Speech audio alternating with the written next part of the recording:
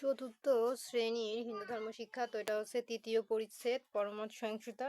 তো আজকে আমরা পুরোপুরি তৃতীয় পরিচ্ছেদ সমাধান করব 48 পৃষ্ঠা, তারপরে সমাধান করব 49 পৃষ্ঠার এটা, তারপরে দেখো 50 পৃষ্ঠার হচ্ছে এই টিক চিহ্ন, 50 পৃষ্ঠায় যে এই কাজটি সমাধান করব, তারপরে শূন্য স্থান, তারপরে 51 পৃষ্ঠা সবকিছু সমাধান করব। তো পরবর্তীতে চতুর্থ পৃষ্ঠা ভিডিও দেখার জন্য অবশ্যই সাবস্ক্রাইব মাই চ্যানেল। তো আজকে তৃতীয় পরিচ্ছেদে যা যা আছে একটি ভিডিওতে আমরা সবকিছু সমাধান করব। তো চলো ভিডিওটি শুরু করা যাক, এবং বলে রাখি চ্যানেলটি সাবস্ক্রাইব করে দিতে, কারণ সাবস্ক্রাইব করলে আমি ভিডিও আপলোড করলে অটোমেটিক তোমাদের ফোনে কিন্তু ভিডিওগুলো পৌঁছে যাবে। ঠিক আছে, এই দেখো আমাদের তৃতীয় পরিচ্ছেদ পরমত সহিংসতা। তো দেখো এখানে আমাদের সর্বপ্রথম কি লেখা আছে, এই যে দেখো এখানে লেখা আছে বিদ্যালয়ে আর কোন কোন ক্ষেত্রে আমরা পরমত সহিংসু হতে পারি, দলে আলোচনা করে পোস্টার পেপার লিখো। তো চলো আমরা লিখে নিই এর মধ্যে কি বসবে।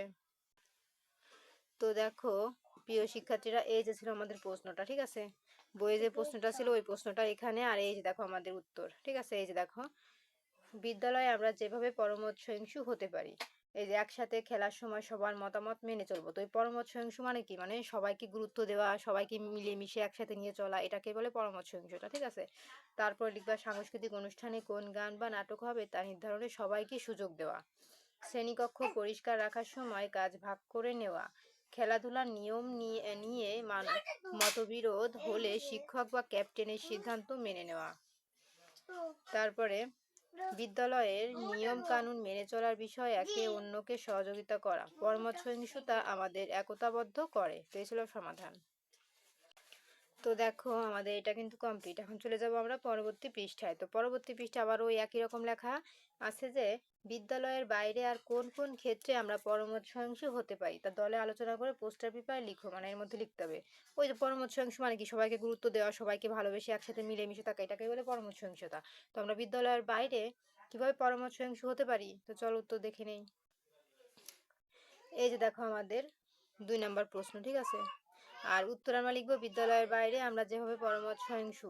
ঠিক আছে, এই যে পরিবারের মতামত শ্রদ্ধার সঙ্গে শোনা, প্রতিবেশীর সঙ্গে মিলেমিশে থাকা ও তাদের মতামতকে সম্মান করা, বড়দের নির্দেশ মেনে চলা ও ছোটদের প্রতি সহানুভূতি থাকা, ভিন্ন ধর্ম ভাষা বা সংস্কৃতির মানুষের প্রতি শ্রদ্ধা প্রদর্শন করা, সামাজিক অনুষ্ঠানের বাইরে সহযোগিতা করা এবং অন্যের মতকে মূল্য দেওয়া, বাড়িতে অতিথি এলে সৌজন্য দেখানো, এই যে তবে পরমত সহিংসতা সমাজে শান্তি আনে, এইগুলো কিন্তু লিখে দিবা।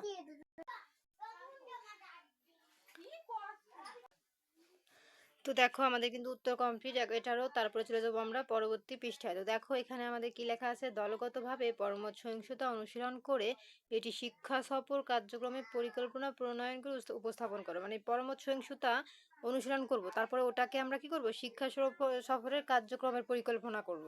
তো চলো আমরা এটার উত্তরও দেখে নিই। তো এই যে দেখো আমাদের প্রশ্নটা, ঠিক আছে, এই যে সমাধান নিচে দলগতভাবে পরমত সহিংসতা অনুসরণ করে একটি শিক্ষা সফরে কার্যক্রমের পরিকল্পনা উপস্থাপন করা হলো। এই যে শিক্ষা সফরের কার্যক্রমের পরিকল্পনা, বিষয় পরমত সহিংসতা, শ্রেণী চতুর্থ, আর দল একতা দল। ঠিক আছে, তারপর আমরা কি লিখবো, শিক্ষা কার্যক্রমের উদ্দেশ্য পরমত সহিংসতার বাস্তব অনুশীলন করা, দলগতভাবে সিদ্ধান্ত গ্রহণ ও সহযোগিতার গুরুত্ব বোঝা, প্রকৃতি ও সমাজ সম্পর্কে সরাসরি অভিজ্ঞতা অর্জন করা। তারপরে দেখো আমরা এখানে লিখবো কি, এগুলো কিন্তু অনেক বড় এটা, এই যে শিক্ষা সফরের স্থান, আমরা যে স্থানে যাব সেটার নাম লিখবো, তারপরে পরিকল্পনা প্রণয়নের ধাপ সমূহ, মানে আমরা কি কি পরিকল্পনা করব সেইটা এর মধ্যে লিখবো। ঠিক আছে, যেমন দল গঠন, এই তোমরা এটা পড়ে নিও, কয়জন মিলে দল গঠন, তারপরে মতামত সংগ্রহ, মানে তার সবার মতামত কি সেগুলো লিখবা, তারপরে পরমত সহিংসতা, একে অপরের মতামতের প্রতি শ্রদ্ধা দেখিয়ে আলোচনা করলো, মানে এগুলো লিখে দিবা। তারপর দায়িত্ব বন্টন, এর দায়িত্ব কারা কারা আছে বা কে কে কি দায়িত্ব করবে সেগুলো এর মধ্যে লিখবা। তো তোমরা এগুলো লিখে নাও, আমি তোমাদের তো বুঝাই দিচ্ছি। ঠিক আছে, তারপরে এই যে দেখো কার্যক্রমের দিন, মানে কার্যক্রমের দিনে কি কি হবে সেইগুলো এর মধ্যে লিখতে হবে, আর লিখবা হচ্ছে ফলাফল, তো এর ফলাফল কি সেটা এখানে লিখবা। ঠিক আছে, তো এই ছিল কিন্তু আমাদের সমাধান।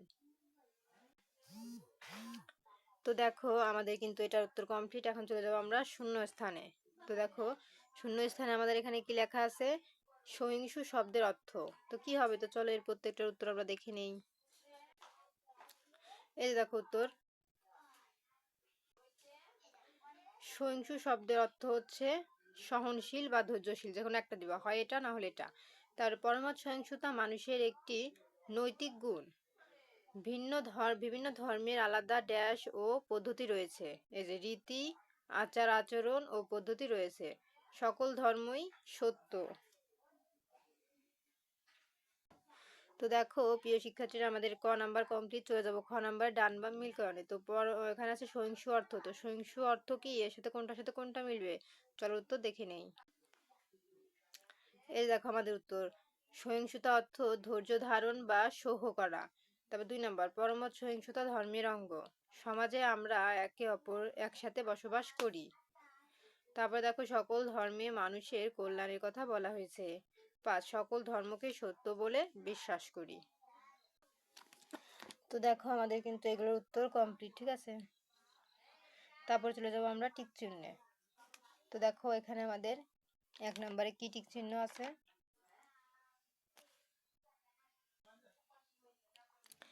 শিক্ষার্থীরা অন্যের মতামতের প্রতি গুরুত্ব দেবে। তাহলে এটা আমাদের সঠিক উত্তর কি হবে? গ নাম্বার। তারপরে 2 নাম্বার, সহিংসু শব্দের অর্থ। তো সহিংসু শব্দের অর্থ কি হবে 2 নাম্বারে? এই যে সহনশীল। তারপরে সমাজে আমরা বাস করি। তো এটার উত্তর কি হবে আমাদের? এই যে ক নাম্বার একসাথে, ঠিক আছে। তারপর দেখো আমরা চলে যাব ঘ নাম্বারে। এখানে আছে নিচের প্রশ্নগুলোর সংক্ষেপে উত্তর দাও। 1 থেকে 5টি আছে। তো চলো, একে আছে পারস্পরিক সহাবস্থানের মূল মন্ত্র কি? তো চলো আমরা উত্তরগুলো দেখে নেই। এই দেখো প্রশ্ন আর উত্তর হবে, পরমত সহিংসতা হলো পারস্পরিক সহাবস্থানের মূল মন্ত্র। 2 নম্বর প্রশ্ন, স্বামী বিবেকানন্দ কত সালে শিকাগোতে অনুষ্ঠিত বিশ্বধর্ম মহাসভায় বক্তৃতা করেন? উত্তর হবে, স্বামী বিবেকানন্দ 1893 খ্রিস্টাব্দে মার্কিন যুক্তরাষ্ট্রে শিক্ষাগত আনুষ্ঠানিক বিশ্বধর্ম মহাসভায় বক্তৃতা করেন। তারপরে দেখো আমাদের 3 নম্বর প্রশ্নে কি আছে? পরমত সহিংসতা কাকে বলে? উত্তর হবে, সকলের মত প্রকাশের স্বাধীনতা এবং অন্যের মতামতের প্রতি শ্রদ্ধা ও সহনশীলতা প্রদর্শনকে পরমত সহিংসতা বলে। 4 নাম্বার, আমাদের সমাজে কি কি ধরনের মানুষ রয়েছে? উত্তর হবে, আমাদের সমাজে বিভিন্ন শ্রেণী পেশা ও ধর্মের মানুষ রয়েছে। 5 নাম্বার, অন্য ধর্মের প্রতি আমরা কেন শ্রদ্ধা প্রদর্শন করব? উত্তর, অন্য ধর্মের প্রতি আমরা শ্রদ্ধা প্রদর্শন করব কারণ বিভিন্ন ধর্মের আলাদা রীতিনীতি, আচরণ ও পদ্ধতি হওয়া সত্ত্বেও আমরা একই সাথে বসবাস করি। সকল ধর্মেই মানুষের কল্যাণের কথা বলে। তো দেখো প্রিয় শিক্ষার্থীরা, আমাদের কিন্তু ঘ নাম্বার উত্তর কমপ্লিট। এখন আমরা চলে যাবো ম নাম্বারে। 1 থেকে 2টি প্রশ্ন আছে। এটা কিন্তু বর্ণনামূলক প্রশ্ন, একটু বড় করে লিখতে হয়। তো একে আছে শিকাগোতে অনুষ্ঠিত বিশ্বধর্ম মহাসভায় দেওয়া স্বামী বিবেকানন্দের বক্তব্য নিজের ভাষায় লিখো। তো চলো উত্তরটি দেখে নেই। তো এই ছিল আমাদের প্রশ্ন, আর উত্তর হবে, শিকাগোতে অনুষ্ঠিত বিশ্বধর্ম মহাসভায় দেওয়া স্বামী বিবেকানন্দের বক্তব্য নিজের ভাষায় লেখা হলো। আমি আমার ধর্মকে নিয়ে গর্বিত কারণ আমার ধর্ম শেখায় সব ধর্মের মানুষকে বোঝা এবং তাদের সহ্য করা। আমরা শুধু অন্য ধর্মকে সহ্য করি না, বরং বিশ্বাস করি যে সব ধর্মই সত্য। আমি আরো গর্বিত কারণ আমার দেশ এমন একটি দেশ যেখানে সব ধর্মের মানুষ শান্তিপূর্ণভাবে বাস করতে পারে এবং একে অপরকে সম্মান দেয়। 2 নাম্বার, আমরা বিদ্যালয়ে কোন কোন কাজ করার সময় পরমত সহিংসতা অনুশীলন করতে পারি? উত্তর, আমরা বিদ্যালয়ে নিজের কাজগুলো করার সময় পরমত সহিংসতা অনুশীলন করতে পারি। 1, শ্রেণীকক্ষে আলোচনা। বন্ধু ও শিক্ষকের মত শুনে শান্তভাবে গ্রহণ করা। 2, দলের কাজ বা প্রকল্প। দলবদ্ধ কাজ করার সময় সবাইকে সুযোগ দেওয়া, কারণ মত উপেক্ষা না করা। 3, বিরোধ মীমাংসা। বন্ধুদের সঙ্গে মতভেদ হলে শান্তভাবে কথাবার্তা বলার মাধ্যমে সমাধান করা। 4, সামাজিক অনুষ্ঠান ও উৎসব। ভিন্ন ধর্ম ও সাংস্কৃতিক শিক্ষার্থীদের রীতি নীতি ও আলোচনাকে সম্মান করা। 5, নিয়ম ও বিশৃঙ্খলা মানা। সবার জন্যই একই নিয়ম প্রয়োগ করা এবং কারো প্রতি অন্যায় আচরণ না করা। তো দেখো প্রিয় শিক্ষার্থীরা, আমাদের কিন্তু ইমো নাম্বারের উত্তরগুলোও কমপ্লিট। তো আজকের মতন এই পর্যন্তই। পরবর্তীতে এই চতুর্থ পরিচ্ছেদের ভিডিও দেখার জন্য অবশ্যই সাবস্ক্রাইব মাই চ্যানেল।